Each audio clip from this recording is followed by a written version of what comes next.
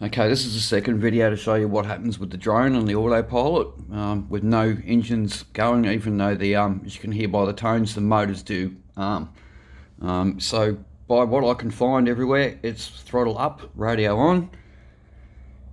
Just bear with me while I plug the battery in.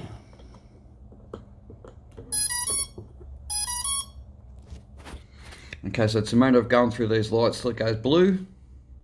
I then throttle down. Now you can see it's gone into the right mode, and even by changing the transmitter,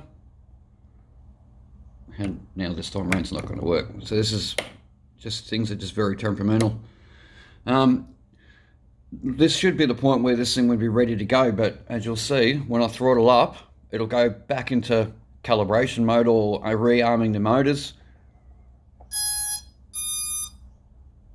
And then I get this 2 blue, 2 red thing, and nothing will happen.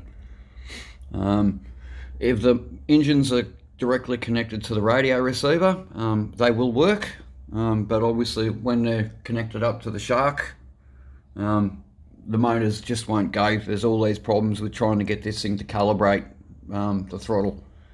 Now, one thing that I did notice on the Shark flight tools is this, which is the accelerometer. Even when it's recalibrated and everything, that value never goes to 0 like the 2 top lines do, but the bottom one you can see is 0.998, I think that is.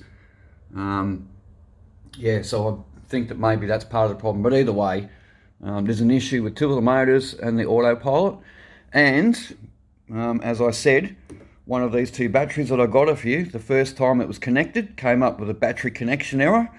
I stopped the charger, tried it again and it charged, but one of the cells is struggling to charge up, and basically the timer is just charging out before it gets to, and I'm just turning it off. It's not getting to full. The other battery is doing fine. I'll go and put that on the charger. I'll get a bit of power out of it and just charge it again and show you what happens.